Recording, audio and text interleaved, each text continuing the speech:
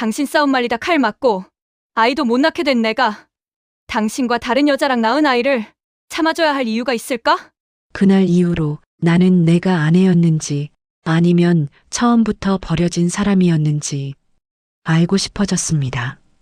이 이야기는 사랑이라는 이름으로 시작된 선택이 어디까지 사람을 무너뜨릴 수 있는지에 대한 이야기입니다.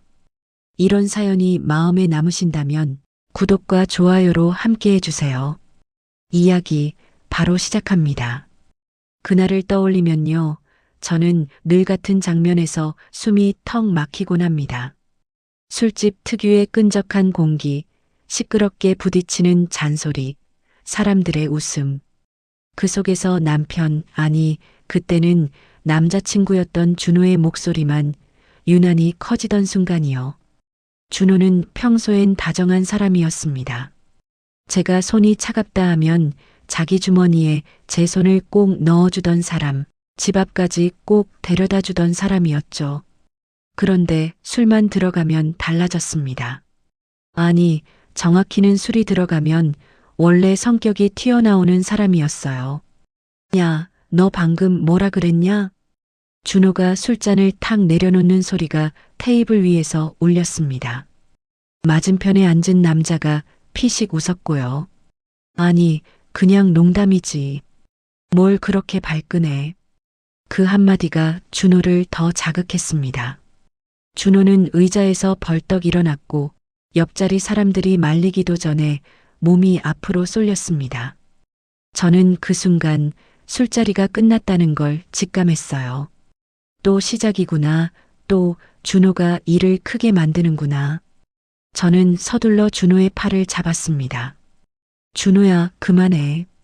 그냥 가자. 응? 우리 나가자. 준호는 제 손을 뿌리치려다 말고 이를 악물며 상대를 노려봤습니다. 사람이 말이야, 선을 지켜야지. 어디서 웃어? 상대 남자도 결국 일어났습니다. 의자가 바닥을 긁는 소리가 거칠게 나고 주변 테이블에서 시선이 쏠렸어요. 누군가 야야, 그만해. 하며 둘 사이에 끼어들었지만 이미 분위기는 돌아올 수 없는 곳까지 가 있었습니다. 저는 준호의 손을 더 세게 잡았어요. 그때 제 머릿속엔 딱 하나뿐이었습니다. 이 사람 또 다치게 하면 안 돼. 또 사고치게 하면 안 돼. 그게 사랑이었는지 그땐 몰랐습니다. 그저 제가 여기서 막아야 한다는 생각뿐이었어요. 준호야, 제발 나가자. 지금 이러면. 제가 준호의 몸을 뒤로 당기는 순간 맞은편 남자의 손이 주머니 쪽으로 번쩍 움직였습니다. 순간 저는 얼어붙었어요. 설마. 그리고 그 다음은 정말 눈 깜짝할 사이였습니다. 번뜩 짧은 빛이 스쳤고 누군가가 비명을 질렀습니다. 아, 그 비명이 제 입에서 나온 건지 누군가의 목에서 튀어나온 건지 기억이 잘 나지 않습니다. 다만 확실한 건요. 제가 준호 앞을 가로막듯 끼어든 순간 칼이 제 옆구리로 들어왔다는 것입니다. 처음엔 통증이 없었어요. 이상하게도 뜨거운 물이 한번 확 쏟아진 느낌만 났습니다. 그리고 몇 초 뒤 세상이 천천히 기울기 시작했어요. 준호의 얼굴이 하얗게 질렸습니다. 지은아? 야, 지은아. 피피가. 준호의 손이 제 옆구리를 눌렀고 그 손가락 사이로 피가 흘러내렸습니다. 그제야 저는 알았어요. 아, 나 맞았구나. 내가 저 사람 대신 맞았구나. 준호야. 저는 힘겹게 준호의 팔을 붙잡았습니다. 준호는 울고 있었습니다. 술기운이 싹 가신 얼굴로 아이처럼 울고 있었어요. 미안해. 내가 미안해. 지은아, 나 진짜 나 때문에 미안해. 그 말이요. 그 말이 제 귀에 박힌 채로 저는 구급차에 실려갔습니다. 병원 응급실의 불빛은 너무 밝았고 사람들의 발소리는 너무 빠르고 차가웠어요. 수술실로 들어가기 전 의사가 준호에게 뭔가를 설명하는 소리가 어렴풋이 들렸습니다. 자궁 쪽 손상이 출혈이 많아서 그때는 그 말이 무슨 뜻인지 몰랐습니다. 저는 그냥 살고 싶었어요. 살아서 준호를 다시 보고 싶었고 살고 나면 우리는 더 조심하며 살면 된다고 생각했어요. 하지만요, 수술이 끝나고 제가 깨어난 뒤 의사의 입에서 나온 말은 제가 준비할 수 있는 말이 아니었습니다. 환자분, 앞으로 임신이 어려울 가능성이 큽니다. 그 말을 듣는 순간 제 눈앞이 다시 새하얘졌습니다. 몸이 아니라 마음이 먼저 무너졌어요. 준호는 제 침대 옆에서 주저앉듯 무릎을 꿇었습니다. 그 큰 남자가 제 손을 붙잡고 울면서 말했습니다. 내가 평생 책임질게. 지은아, 진짜 내 인생 내가 책임질게. 결혼하자. 내가 너 절대 버리지 않을게. 그때 저는요, 울면서도 고개를 끄덕였습니다. 그 말이 너무 간절했고 그 사람의 눈이 너무 진심 같았거든요. 그런데요, 세상에서 제일 무서운 말이 뭔지 아세요? 책임질게라는 말입니다. 그 말은 듣는 순간엔 구원이지만 시간이 지나면 목줄이 되기도 하거든요. 저는 그날 이후 제 인생의 가장 큰 것을 잃었고 대신 준호의 약속 하나를 얻었습니다. 그 약속이 나중에 어떤 칼이 되어 제 등을 찌르게 될 줄도 모르고요. 그날 밤 병실 창밖에선 눈이 조용히 내리고 있었습니다. 저는 그 흰 눈을 보면서 스스로에게 속삭였어요. 괜찮아. 사랑이면 괜찮아질 거야. 하지만 사랑은요, 가끔 사람을 살리는 게 아니라 사람을 천천히 망가뜨리기도 합니다. 수술 이후의 시간은요, 마치 얼음 위를 걷는 것 같았습니다. 조심하지 않으면 바로 깨질 것 같은 나날들이었죠. 몸보다 마음이 먼저 회복되지 않았고 웃는 얼굴을 하려 하면 속이 먼저 울렁거렸습니다. 준호는 매일같이 병실로 왔습니다. 손에 꽃을 들고 죽을 들고 미안하다는 말을 들고요. 사람들은 그 모습을 보며 말했죠. 저 남자 진짜 책임감 있다. 요즘 세상에 저런 남자 없다. 그 말이 제 귀엔 이상하게 아프게 들렸습니다. 칭찬을 들을수록 저는 점점 빚진 사람이 되어가는 기분이었거든요. 퇴원하고 집으로 돌아온 뒤에도 준호는 변함없이 잘해줬습니다. 밥을 해주고 약을 챙기고 제 옆에서 잠을 잤어요. 그런데요, 그 다정함엔 늘 한 가지가 붙어 다녔습니다. 미안함. 그 미안함은 처음엔 눈물이었고 나중엔 침묵이었고 결국엔 짜증으로 변했습니다. 지은아, 병원은 이제 그만 가도 되지 않아? 괜히 계속 들쑤시면 더 우울해진다니까. 그 말이 나왔을 때 저는 아무 대답도 하지 않았습니다. 제가 더 우울해질까봐 걱정하는 말 같았지만 어딘가엔 그 이야기를 더 이상 하고 싶지 않다는 기색이 묻어 있었거든요. 결혼 얘기는 자연스럽게 나왔습니다. 아니, 자연스러운 척 나왔죠. 우리 그냥 결혼하자. 지은아, 난 널 책임질 사람이잖아. 그 말 앞에서 저는 고개를 들 수가 없었습니다. 사랑해서 결혼하는 게 아니라 다쳐서 결혼하는 느낌이었거든요. 그래도 저는 고개를 끄덕였습니다. 이미 너무 많은 걸 잃은 뒤였고 그 사람의 손을 놓으면 제가 더 초라해질 것 같았어요. 결혼 준비는 빠르게 진행됐습니다. 시댁 쪽에선 처음엔 미안하다며 저를 극진히 대했죠. 아이고, 우리 며느리 고생 많았지. 우리 아들 살린 생명의 은인이잖아. 그 말 속엔 늘 같은 뜻이 숨어 있었습니다. 우리가 고마워하는 만큼 너도 참고 살아라. 결혼식 날 저는 웃고 있었지만 거울 속 제 얼굴은 어딘가 낯설었습니다. 신부 화장을 했는데도 눈 밑엔 지울 수 없는 그늘이 남아 있었거든요. 신혼 초엔 괜찮았습니다. 준호는 여전히 다정했고 저도 괜찮은 척하는 법을 배워가고 있었으니까요. 문제는 아이 이야기였습니다. 처음엔 아주 조심스럽게 시작됐어요. 요즘은 의학도 많이 발달했대. 시험관도 있고 방법은 많잖아. 그 말에 저는 숟가락을 내려놓았습니다. 말하지 않아도 알 수 있었거든요. 그건 위로가 아니라 기대라는 걸요. 준호야. 알아. 당장 아니야.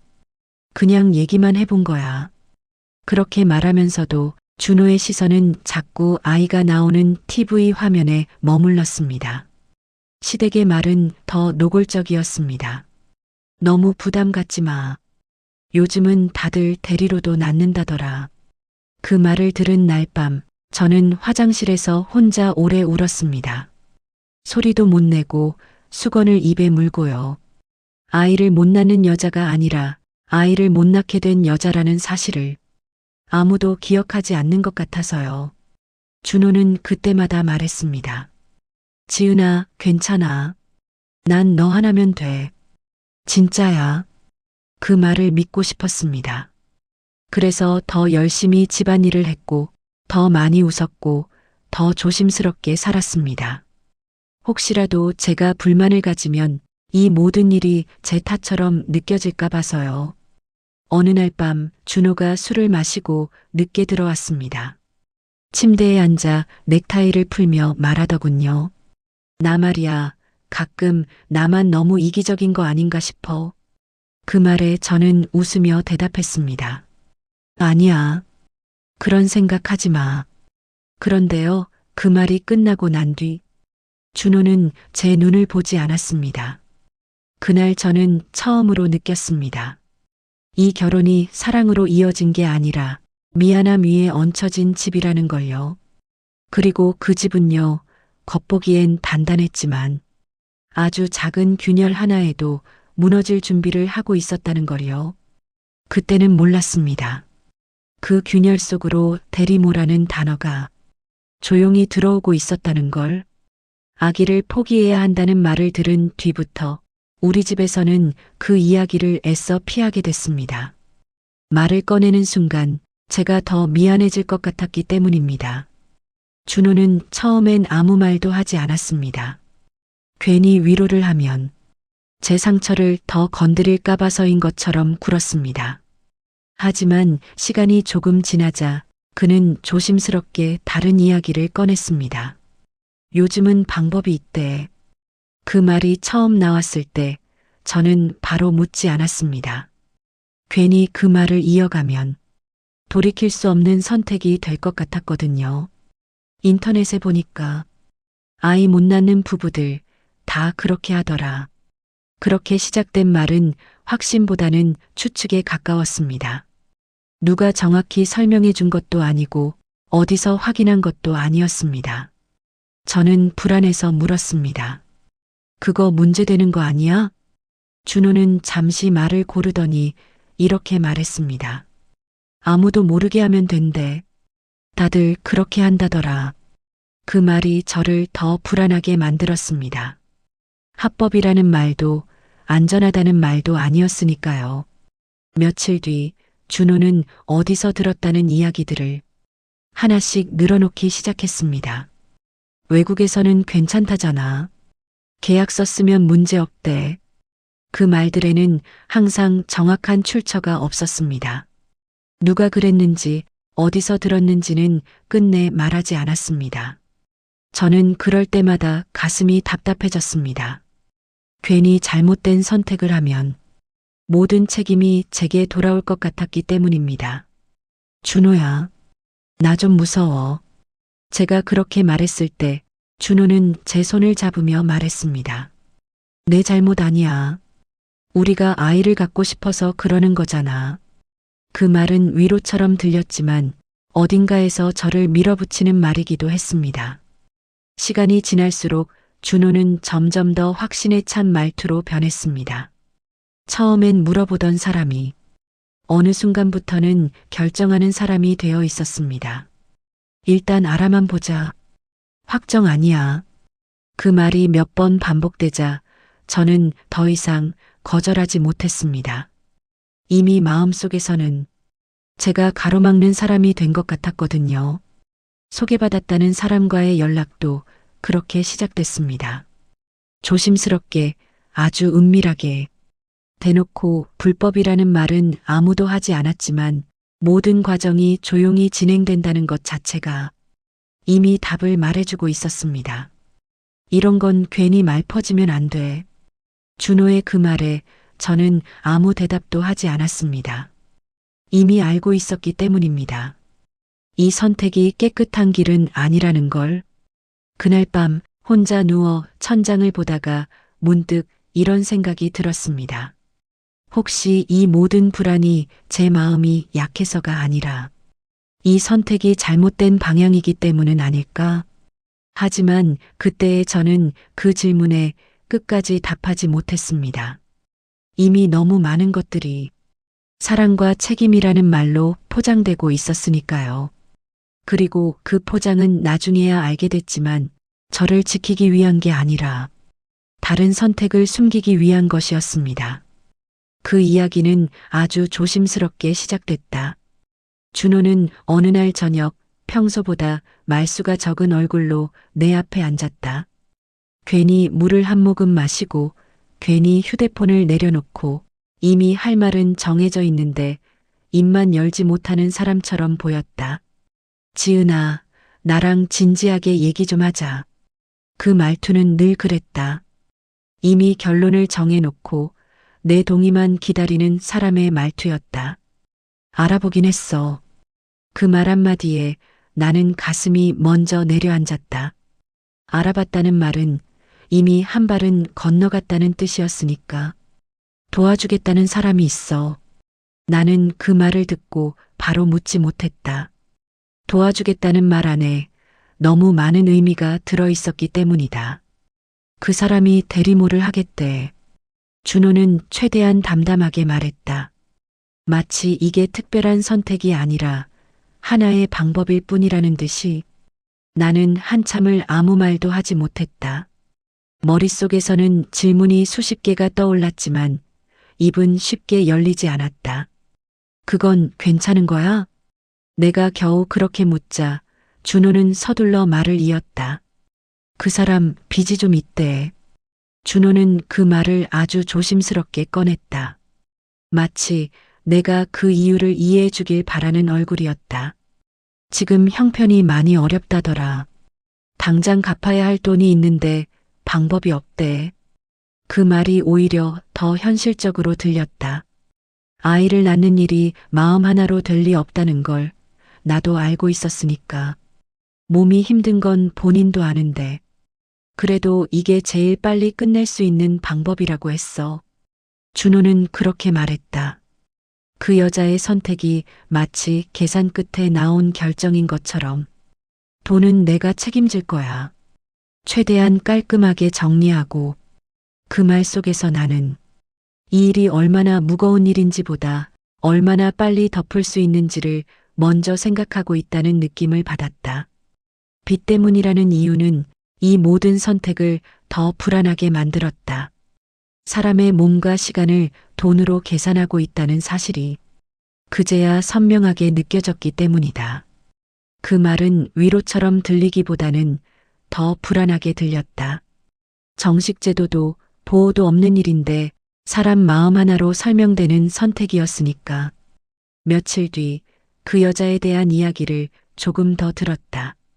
나보다 어리고 결혼 계획은 없고 아이를 낳아 키울 생각도 없다고 했다. 그래서 오히려 깔끔하대. 준호는 그렇게 말했지만 나는 그 말이 무엇이 깔끔하다는 뜻인지 이해할 수 없었다. 아이를 낳는 일이 어떻게 깔끔해질 수 있을까? 시술은 어떻게 하는 거야? 내가 묻자 준호는 잠시 말을 멈췄다가 대답했다. 병원에서 알아서 한다더라. 내 몸 상태 때문에 무리는 안 시킨대. 그 말 속에는 묘하게 모순된 이야기들이 섞여 있었다. 내 난자를 쓰는 게 맞다는 말도 했고 몸이 안 되면 다른 방법도 있다는 말도 했다. 의사가 괜찮다고 했다는 말도 있었고 요즘은 기술이 좋아서 걱정할 게 없다는 말도 있었다. 설명은 많았지만 정확한 건 하나도 없었다. 그래도 이야기는 멈추지 않았다. 이미 선택은 끝난 것처럼 느껴졌다. 그 여자를 직접 만난 건 아주 짧은 시간이었다. 조심스럽고 말수가 적고 눈을 잘 마주치지 않는 사람이었다. 큰일 안 만들게요. 그 여자가 그렇게 말했을 때 나는 가슴이 철렁 내려앉았다. 큰일이라는 단어를 너무 정확히 알고 있는 사람처럼 들렸기 때문이다. 그 이후로 모든 과정은 빠르게 흘러갔다. 정확히 언제 병원에 갔는지, 어떤 절차가 있었는지 나는 자세히 알지 못했다. 준호는 늘 같은 말만 반복했다. 지금은 묻지 않는 게 좋아. 괜히 복잡해지면 다 문제돼. 그 말 앞에서 나는 더 이상 질문하지 않았다. 아니, 질문하지 못했다. 그리고 어느 날 준호에게서 전화가 왔다. 임신이래. 그 한마디였다. 기쁨도 설명도 없었다. 전화기를 내려놓고 한참을 앉아 있었다. 너무 빨랐다. 마음이 따라갈 틈도 없었다. 어떻게 그렇게 빨리? 내가 묻자 준호는 짧게 말했다. 요즘은 다 그래. 그 말이 내 모든 질문을 막아버렸다. 임신 소식을 들은 뒤부터 준호의 말에는 새로운 말들이 붙기 시작했다. 밖에서는 조심해야 해. 사람들 눈이 있으니까. 아내처럼 보여야 한대. 그때는 아직 아내처럼 보여야 한다는 말이 내 자리를 대신하는 말이라는 걸 완전히 이해하지 못했다. 그저 상황이 그렇다고 조금만 참으면 된다고 생각했다. 하지만 마음 한켠에는 계속 같은 질문이 남아 있었다. 이 아이는 어떻게 생긴 걸까? 정말로 나를 대신한 대리모를 통해 태어나는 걸까? 아니면 이미 다른 관계가 있었고 그 결과를 이렇게 덮어버린 걸까? 아무도 그 질문에 분명하게 답해주지 않았다. 준호도 그 여자도 병원도. 그날 이후로 임신 소식은 기쁨이 아니라 불안으로 남았다.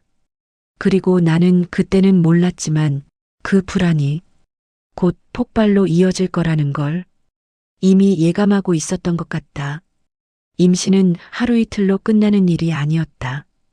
달력을 넘기며 10달을 버텨야 하는 시간이 시작된 것이었다. 임신 소식을 들은 초반에는 나도 몇 번은 같이 움직였다. 대리모가 머무는 집에 준호와 함께 간 적도 있었다. 처음 만났을 때부터 그 여자는 생각보다 말수가 적었다. 임신 초기라 그런지 얼굴에는 늘 긴장이 묻어 있었다. 괜히 눈치를 보며 차를 내오고 괜히 미안한 얼굴로 앉아 있는 모습이 나를 더 불편하게 만들었다. 괜찮으세요? 많이 힘드시면 말씀 주세요. 내가 그렇게 말했을 때 그 여자는 작게 고개만 끄덕였다. 그날은 오래 있지 않았다. 준호도 나도 아직은 서로 조심스러웠다. 두 번째로 갔을 때는 분위기가 조금 달라져 있었다. 입덧이 시작됐다고 했고 냄새에 예민해졌다고 했다. 죄송한데요. 지금은 사람이 많으면 좀 힘들어요. 그 말은 나를 향한 말이었다. 준호는 그때 아무 말도 하지 않았다. 집으로 돌아오는 길에 준호가 이렇게 말했다. 요즘은 산모가 예민해질 수 있대. 괜히 자극 주면 안 된대. 그 말은 틀린 말이 아니었다. 그래서 나는 더 이상 같이 가지 않았다. 임신 초기 몇 번이 마지막이었다. 그 이후로는 준호 혼자 다니기 시작했다. 오늘은 내가 혼자 다녀올게. 산모가 예민하니까 너까지 가면 산모가 더 불안해할 수 있대. 그 말은 점점 당연한 말이 되어갔다. 나는 집에 남아있는 사람이 되었다. 임신 기간 동안 그 여자는 병원이 아니라 자기 생활 공간에서 지냈다. 준호는 그곳을 자연스럽게 오갔다. 처음에는 주말에 한 번 정도였고 그 다음에는 평일 저녁에도 들렀다. 집에 혼자 있으면 불안하대. 초기에는 특히 조심해야 한대. 우리 아이니까 아빠 목소리를 많이 들려줘야 하잖아. 그 말은 충분히 그럴듯했다. 임신이라는 건 원래 그런 거니까.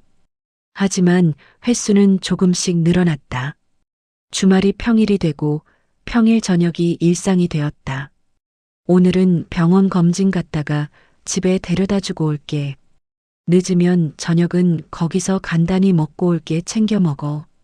간단이라는 말은 늘 늦은 시간으로 돌아왔다. 나는 혼자 밥을 먹는 날이 많아졌다. 임신 주수가 늘어나자 대리모는 더 예민해졌다고 했다. 요즘은 말소리에도 예민해. 괜히 스트레스 주면 안 된다니까 이해해줘. 그 말과 함께 내 이름은 더 이상 그 집에서 언급되지 않았다. 나는 배려라는 이름으로, 조심이라는 이유로 아주 자연스럽게 빠져나왔다. 문제는 그 여자의 생활을 챙기는 사람이 늘 준호 혼자라는 사실이었다. 장을 보고 약을 챙기고 검진 일정을 관리하고 집안일을 거들었다. 그 이야기를 들을수록 나는 이 집에서 점점 할 일이 없는 사람이 되어갔다. 어느 날은 준호가 이런 말까지 했다. 밖에서는 우리가 같이 있는 게 자연스러워. 그 말의 뜻을 나는 바로 이해했다. 임신한 여자와 늘 함께 다니는 남자는 사람들 눈에 부부처럼 보일 수밖에 없다는 뜻이었다. 지금은 불법이잖아. 괜히 말 나올 일 만들지 말자. 불법이라는 말은 그날 이후로 자주 나왔다. 그 말은 모든 질문을 막는 말이었고 모든 거리를 정당화하는 말이었다. 임신 중반을 넘기자 준호는 집에 더 늦게 들어오기 시작했다. 오늘은 컨디션이 안 좋대서 옆에서 좀 지켜보다가 올게. 옆에 있다는 말이 유난히 길게 들리기 시작했다. 임신은 10달이었고 그 10달 동안 준호는 점점 그 여자의 생활 안으로 들어갔다. 나는 그 모습을 멀리서 지켜보는 사람이 되어갔다. 아내였지만 아내로 살고 있지는 않았다. 그리고 마음속에 지워지지 않는 질문 하나가 생겼다. 이 아이는 정말 대리모를 통해 태어나는 걸까? 아니면 이렇게 생활을 함께하며 이미 부부처럼 지내던 관계에서 자연스럽게 생긴 건 아닐까? 정확한 시술 날짜도 난자가 어떻게 쓰였는지도 여전히 누구도 말해주지 않았다. 그런 건 중요하지 않아. 결과만 보면 되지. 준호는 그렇게 말했지만 나는 결과만 볼 수 있는 사람이 아니었다. 임신 기간이 길어질수록 내 자리는 점점 흐려졌다. 그 10달 동안 나는 조금씩 확신하게 되었다. 이건 아이를 얻기 위한 선택이 아니라 이미 다른 삶이 만들어지고 있는 과정이라는 걸. 그 10달은 기다림이라기보다 버팀에 가까운 시간이었다. 아무 일도 확실히 알 수 없는 상태로 매일 같은 질문을 마음속에서만 반복해야 하는 시간이었다. 나는 더 이상 참을 수 없다는 걸 스스로 느끼고 있었다. 이 상황을 그대로 두면 언젠가는 내가 먼저 무너질 것 같았다. 준호에게 묻는 건 이미 의미가 없었다. 물어볼 때마다 돌아오는 대답은 늘 같았으니까. 그런 건 몰라도 돼. 괜히 문제 만들지 마. 문제라는 말 속에는 내 불안도 내 권리도 전부 포함되어 있는 것처럼 느껴졌다. 그래서 나는 혼자 움직이기로 했다. 누구에게 허락을 구하지 않고 누구에게 설명하지도 않고 변호사를 찾은 건 그때였다. 큰 사무실도 유명한 사람도 아니었다. 그저 조용히 이야기를 들어줄 사람을 원했다. 사정을 처음부터 끝까지 설명했다. 내가 아이를 낳지 못하게 된 이유부터 불법이라는 걸 알면서도 선택할 수밖에 없었던 과정까지. 변호사는 중간에 나를 끊지 않았다. 모든 이야기를 다 듣고 나서야 아주 차분한 목소리로 말을 꺼냈다. 국내에서 대리모 출산은 법적으로 보호받지 못합니다.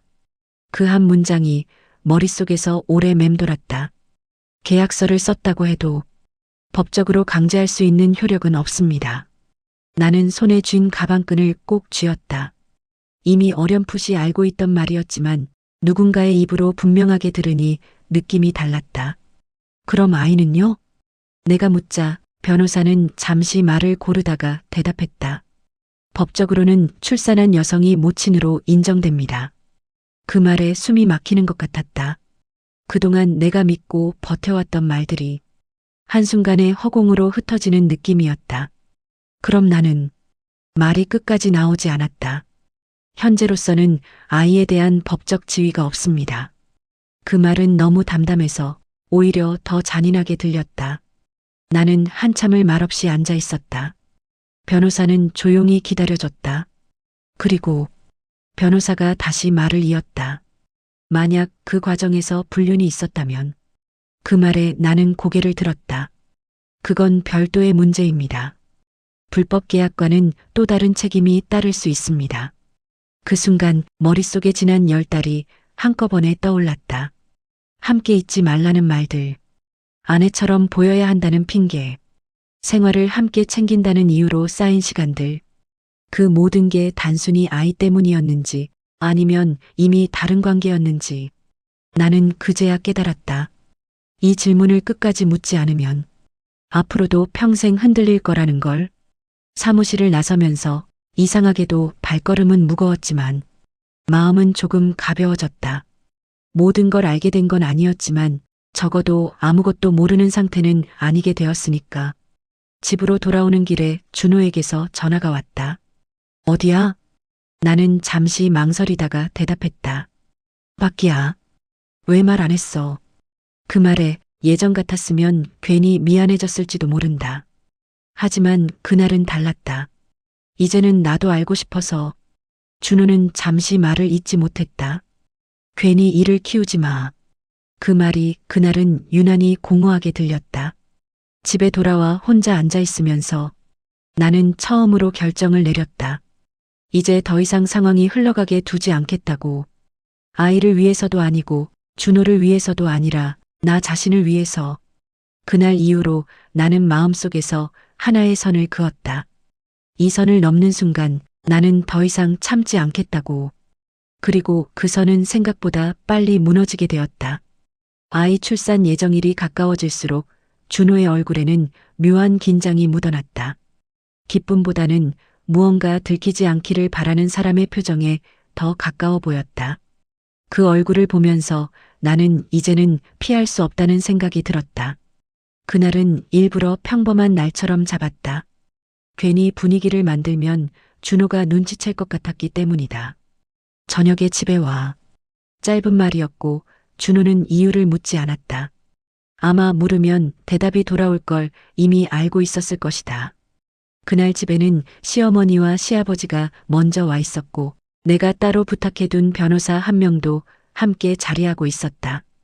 준호는 문을 열고 들어오자마자 이 자리가 평범하지 않다는 걸 느낀 듯했다. 이게 무슨 자리야? 나는 물컵을 내려놓고 천천히 말했다. 아이 얘기부터 해야 할 것 같아. 시어머니가 고개를 끄덕였다. 그래, 이제 곧 태어날 아이잖니. 나는 가방에서 서류 봉투를 꺼냈다. 이제는 손이 떨리지도 않았다. 이 계약서 처음부터 끝까지 읽어본 적 있어? 준호의 얼굴이 굳었다. 문제 없다고 했잖아. 그 말이 끝나자 변호사가 바로 말을 이었다.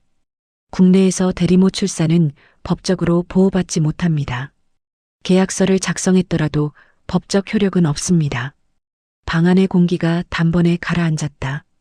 시어머니의 얼굴이 굳었고 잠시 후 낮은 목소리가 나왔다. 그럼 아이는? 변호사는 고개를 끄덕이며 말했다. 법적으로는 출산한 여성이 모친으로 인정됩니다. 준호의 시선이 흔들렸다. 그는 나를 보려다 말고 고개를 숙였다. 그럼 지은이는? 변호사의 대답은 분명했다. 현재로서는 아이에 대한 법적 권리가 없습니다.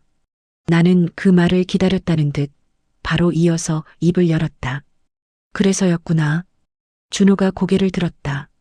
그래서 나를 그 집에 못 가게 한 거지.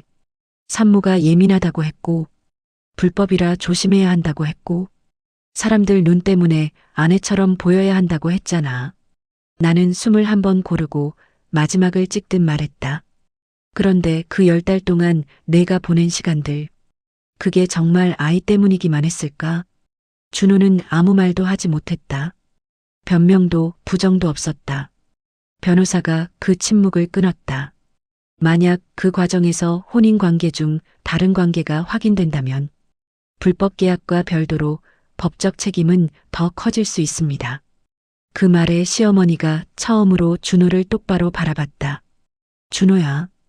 그 한마디에 준호의 어깨가 눈에 띄게 내려앉았다. 나는 마지막으로 휴대폰을 테이블 위에 올려두었다. 늦은 귀가 시간들, 설명되지 않는 외출, 생활비 명목으로 빠져나간 돈들.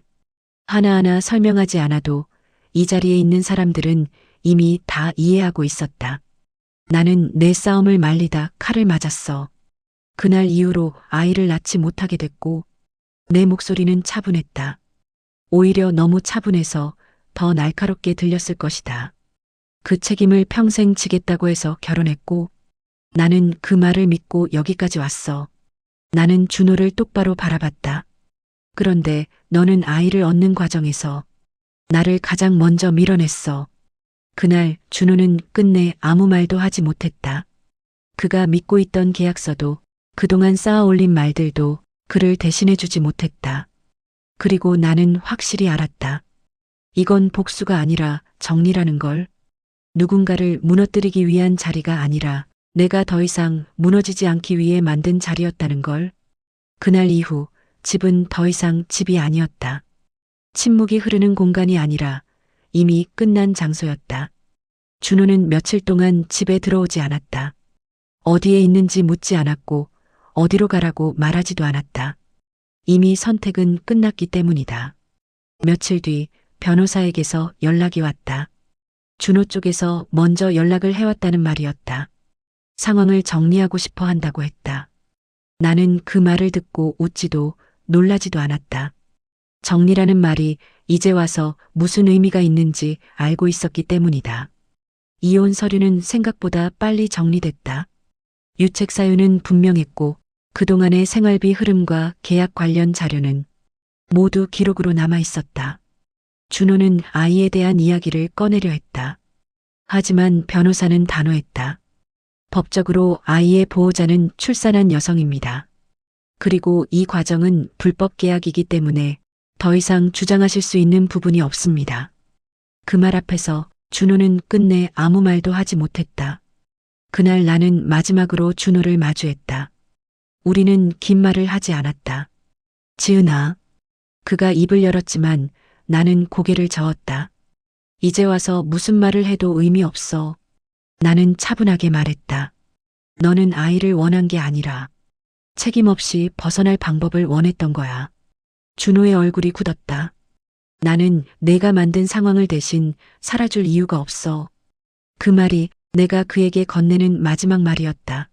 며칠 뒤 아이 출생 소식을 들었다. 어디에서 누구 곁에서 태어났는지도 함께 들었다. 나는 병원에 가지 않았다. 울지도 않았다. 그 아이는 죄가 없지만 그 아이를 빌미로 내 인생을 다시 흔들게 둘 생각은 없었다. 나는 선택했다. 연민이 아니라 정리를. 그날 이후 나는 내 이름으로 된 삶을 다시 살기 시작했다. 누군가의 아내도 누군가의 희생도 아닌 삶이었다. 사람들은 나에게 묻는다. 그래도 아이가 불쌍하지 않냐고. 그래도 너무한 거 아니냐고. 그럴 때마다 나는 이렇게 생각한다. 누군가의 거짓말을 대신 짊어지는 게 어른의 책임은 아니라고. 나는 충분히 책임졌고 이제는 내려놓을 차례였을 뿐이라고. 그날 이후로 나는 더 이상 누군가의 선택을 대신 감당하지 않는다. 칼을 맞았던 날보다 이날이 더 또렷하게 기억에 남는다. 왜냐하면 이날은 내 인생을 되찾은 날이었기 때문이다. 그리고 나는 확실히 안다. 이건 복수가 아니라 정당한 퇴장이었다는 걸. 누군가는 모든 걸 얻은 것 같겠지만 결국 책임은 자기 자리로 돌아갔다는 걸. 그게 내가 선택한 가장 강한 사이다였다. 이혼하고 시간이 조금 흘렀다. 그동안 나는 일부러 그 사람들 이야기를 듣지 않으려고 했다. 이미 끝난 관계였고 더 알고 싶지도 않았기 때문이다. 처음 소식을 들은 건 공교롭게도 지인을 통해서였다. 아이를 낳고 잘 사는 것처럼 보인다는 말이었다. 준호는 주변에 그렇게 말하고 다녔다고 했다. 아이는 자기 아이고 그 여자는 선택이었고 모든 건 어쩔 수 없는 과정이었다고. 그 말이 이상하게 귀에 오래 남았다. 선택이라는 단어를 그렇게 쉽게 쓰는 사람이었나 싶어서. 얼마 지나지 않아 조금 더 자세한 이야기가 들려왔다. 처음 계획했던 시험과는 실패했다고 했다. 내 난자를 사용해 여러 번 시도했지만 임신은 끝내 되지 않았다고. 그때부터 모든 게 달라졌다는 말도 함께였다. 그 이후에 생긴 아이였다고 했다. 시술이 아니라 관계로 생긴 아이였다는 말이었다. 그제야 모든 퍼즐이 맞아떨어졌다. 임신 시점이 빨랐던 이유도, 10달 동안 그렇게 가까웠던 이유도. 하지만 그 결말은 준호가 생각한 그림과는 전혀 달랐다. 그 여자는 빚이 많았고 아이를 키울 생각은 없었다고 했다. 처음부터 그랬다고 했다. 아이는 준호의 아이였지만 책임까지 지고 싶은 아이는 아니었다고. 준호는 아이를 위해서라면 뭐든 하겠다고 했다고 한다. 빚을 갚아줬고 생활비를 대줬고 결혼 이야기도 꺼냈다고 했다. 하지만 돌아온 건 약속이 아니라 요구였다고 했다. 돈이 더 필요하다는 말, 아이를 보여주지 않겠다는 말, 법적으로 문제를 만들 수 있다는 말, 그리고 결국 아이는 준호에게 떠넘겨지고 그 여자는 사라졌다고 했다. 빚만 정리하고 아이만 남겨두고 그제야 준호는 모든 걸 잃었다. 가정도 명분도 그리고 스스로를 합리화할 말도. 그 뒤에 준호에게서 연락이 왔다. 번호를 보는 순간 나는 받지 않아도 무슨 말을 할지 알 수 있었다. 그래도 그날은 한 번쯤 끝을 듣고 싶었다. 지은아. 그 목소리는 예전 같지 않았다. 힘이 없었고 지쳐 있었다. 나 너한테 할 말 있어. 나는 아무 대답도 하지 않았다. 처음부터 그런 건 아니었어. 그렇게 될 줄은 몰랐어. 그 말이 이제 와서는 아무 의미 없다는 걸. 그도 알고 있을 텐데 그래도 말을 멈추지 않았다. 아이도 이렇게 될 줄은 몰랐고 나는 그제야 입을 열었다. 그래서 지금은 뭐가 하고 싶은데.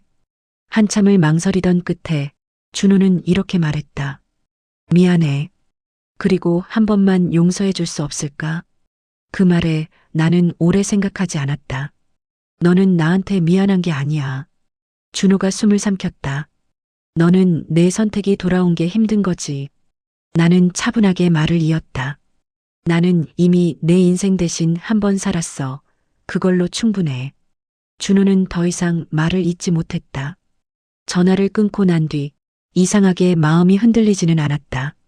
연민은 있었지만 되돌리고 싶은 마음은 없었다. 그 사람은 아이를 앞세워 모든 걸 얻으려 했고 결국 아이만 남기고 모든 걸 잃었다. 나는 배신으로 이혼했지만 내 삶은 다시 세울 수 있었다. 그 사람은 선택으로 시작했고 선택으로 무너졌다. 그 차이였다. 나는 그날 확실히 알았다. 사이다는 상대가 망가지는 걸 보는 게 아니라 다시는 내 인생을 빼앗기지 않는 선택이라는 걸. 그리고 그 선택은 지금도 나를 가장 단단하게 지켜주고 있다. 사랑이라는 이름으로 시작된 선택이었지만 끝까지 남은 건 책임이었습니다. 누군가는 거짓말로 삶을 바꾸려 했고 누군가는 그 거짓말을 끊어내며 자기 인생을 되찾았습니다. 이 이야기는 복수가 아니라 더 이상 빼앗기지 않겠다는 한 사람의 선택이었습니다.